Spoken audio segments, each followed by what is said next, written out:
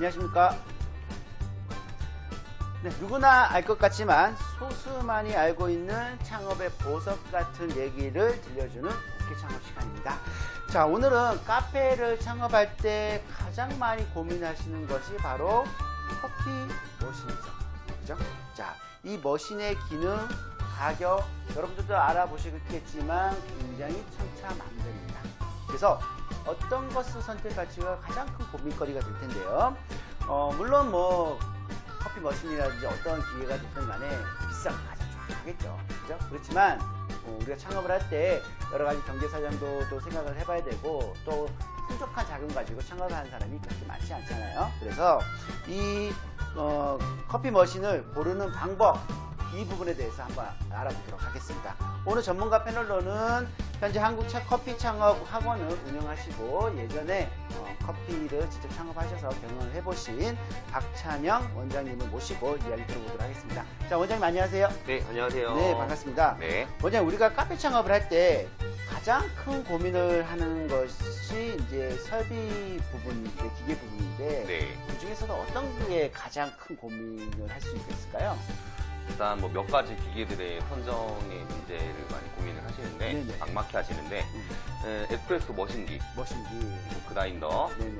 그리고 제빙기, 얼음을 얼리는, 네네. 그리고 이제 빙수를 만들어야 되는데, 네네. 어떤 방식으로 빙수를 만들지, 빙수기에 대해서 고민을 많이 하시고 막막해 하시기 때문에, 네네. 거기에 대한 얘기를 한번 나눠보도록 아, 그렇군요. 그래서 제가 서두에도 말씀드렸지만 네. 커피 카페 창업할 때 머신기가 네. 굉장히 가격도 천차만별이고 네. 참 이게 초보 창업자한테는 과연 어떤 것을 선택해야 될지 막막하거든요. 네. 어떻게 해야 되죠?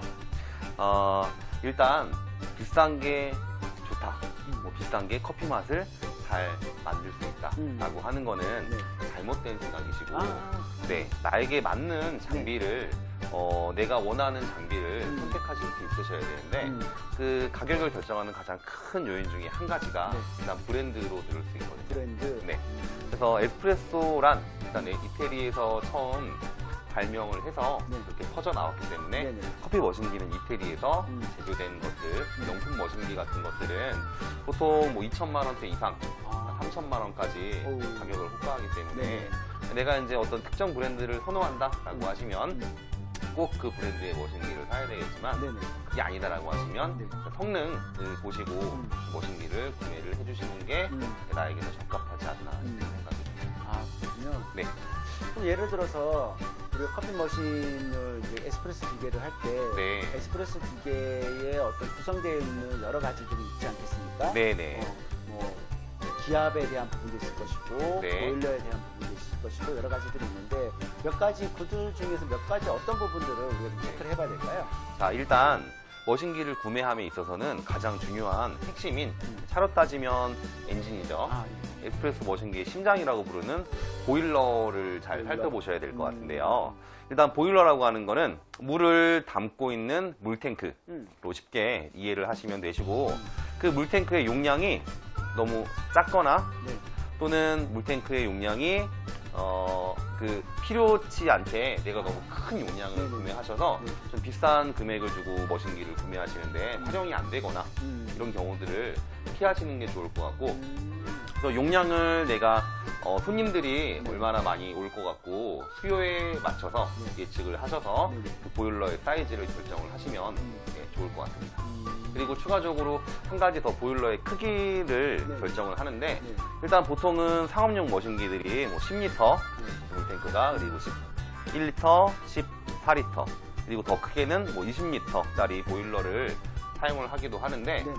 사이즈가 좀 작다고 하더라도 보일러의 그 개수가 하나의 보일러가 아니라 하나, 두 개, 세 개, 그래서 물탱크가 나눠져 있어서 물이 나오는 부분들이 각자 본인들의 역할을 충실히 할 수 있다면 사이즈가 작더라도 더 안정적인 커피 맛을 만들어낼 수 있게 되겠습니다. 아, 그렇군요. 네.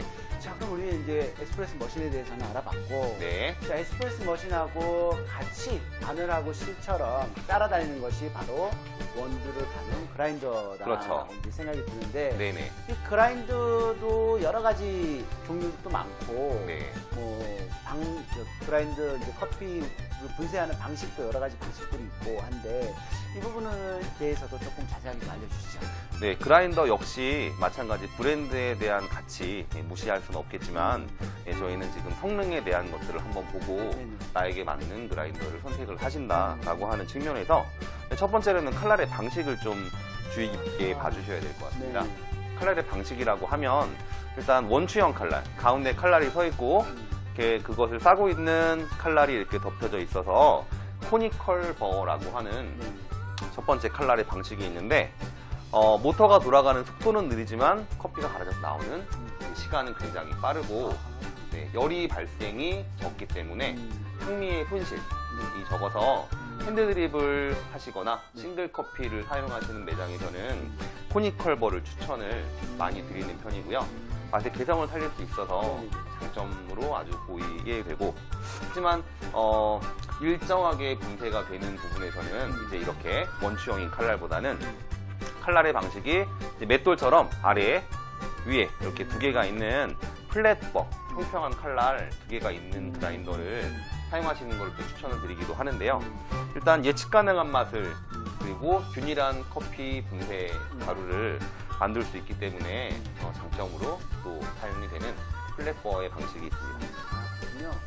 그 칼날의 방식에 따라서 좀 다르고 단점도 있습니까? 네. 하지만 플랫버에 대한 단점이 있는데 가격대로 보자면 일단 플랫버가 그 상업용 코니컬버보다는 가격이 좀 저렴하거든요. 근데 방금 제가 플랫버가 이제 균일하게 갈 수 있고 예측 가능한 맛을 만들 수 있다. 하지만 코니컬버처럼 그렇게 개성이 있거나 향미의 표현을 좀 더 이렇게 뚜렷하게 나타내기는 조금 더 어렵다. 라고 이렇게 얘기를 하고, 분쇄 속도가 굉장히 빠르기 때문에 네네. 발열을 좀 생성시켜서 우리 가게에 매장에 오는 손님들이 얼마 정도 되는지를 예측하셔서 일단 칼날이 작은 칼날로 너무 오래 갈다 보면 네네. 열이 발생이 되기 때문에 그렇죠. 칼날의 크기를 좀 더 큰 그라인더를 사용하셔서 가격이 조금 더 비싸지더라도 우리 매장에서 손님들이 계속 끊이지 않고 이렇게 오는 시간이 한 2시간, 3시간 될 것 같다라고 하면 플랫버를 사용하실 경우에는 반드시 칼날의 크기를 좀 큰 지름의 날을 사용해 주시는 게 좋을 것 같습니다. 아, 그렇군요. 자, 그러면 아무래도 창업하시는 분들이 그래도 뭐 뭐니 해도 가격에 대해서 굉장히 궁금해할 텐데 네. 지금 말씀하셨던 플랫버 방식의 네.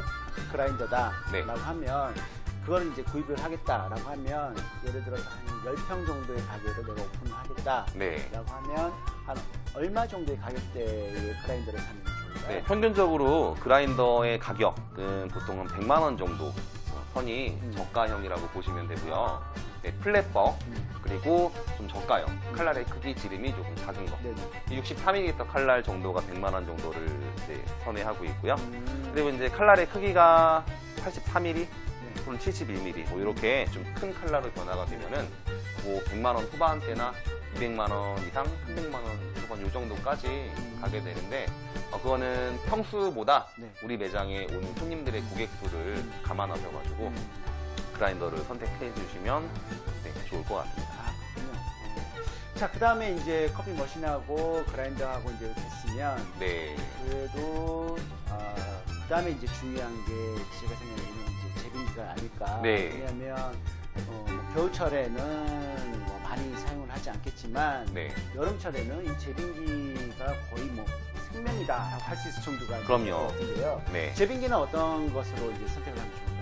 제빙인 같은 경우는 제가 에피소드가 많아서 빠지지 않고 네네. 꼭 컨설팅할 때 강조하는 부분인데 아, 네, 제가 매장을 할 때도 그렇고 매장을 운영하시는 분들을 도움을 드릴 때도 그런데 일단 최초에 장비를 설치할 때 그 제빙기를 이제 50kg짜리 작은 거를 한 대 놓을지 아니면 100kg짜리 큰 거를 놓을지 또는 두 대를 놓을지를 결정을 해주셔야 되는데 얼음이 부족해서 여름에 마트를 가서 얼음을 사신다거나 얼음 회사에 전화를 해서 얼음을 또 돈 주고 구매를 하신다거나 이런 일을 이연에 방지하실 수 있게 사전에 차후에 추가로 설치를 하는 거는 굉장히 어렵거든요. 그래서 애초에 두 대를 또는 큰 제빙기를 선택을 하시는 게 좋은 방법이지 싶습니다.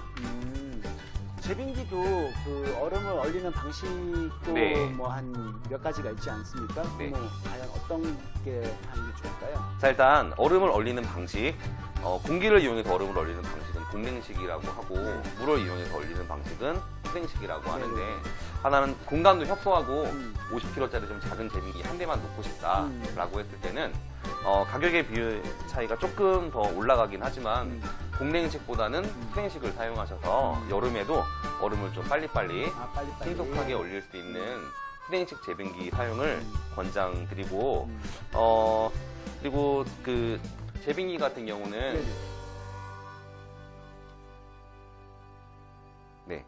그 한 대 큰 제빙기를 사시는 것보다 두 대 제빙기를 사셔서 청소라든지 아니면 뭐 고장의 문제라든지 겨울에 사용을 안 하실 때는 좀 꺼놓고 사용을 하시면 되기 때문에 그런 거를 좀 추천드리고 있습니다.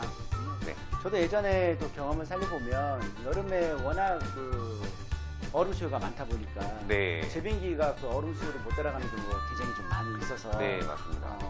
굉장히 그때는 큰 얼음을 직접 사러 가야 된다거나 하다 보면 시간적인 부분도 그렇고요, 또 금액적인 부분도 그렇고 굉장히 난감했던 부분이 굉장히 많거든요. 그런 부분에 대해서 또 보호에도 불편해하시고 그러니까 원장님께서 말씀해 주셨던 그런 방식을 이용하는 부분들도 우리가 앞으로 충분히 고려해볼 필요가 있을 것 같습니다. 그 다음에 이제 우리가 제빙기까지는 알아봤고, 자, 제빙기 알아보는 김에 아무래도 우리가 여름철에는 팥빙수. 팥빙수 이 메뉴는 카페에서는 빼놓을 수 없는 메뉴 아니겠습니까? 가장 또 여름철에 매출에 큰 비중을 차지하고, 빙수기. 이 빙수기는 어떤 게 좀 좋을까요? 자, 설빙 여름에 많이 놀러 가시죠. 빙수 드시러. 설빙의 빙수, 빙질과 그리고 이제 얼음을 얼려서 빙쇄하는 그 눈꽃의 빙질이 차이가 나는데, 일단 눈꽃 빙수기를 선택하실 때는 그 방식에 대해서 먼저 고려를 해보셔야 되는데, 두 가지로 일단 우유를 부어서 빙수를 만들 수 있다 라고 하는 첫 번째 방식이 있고요.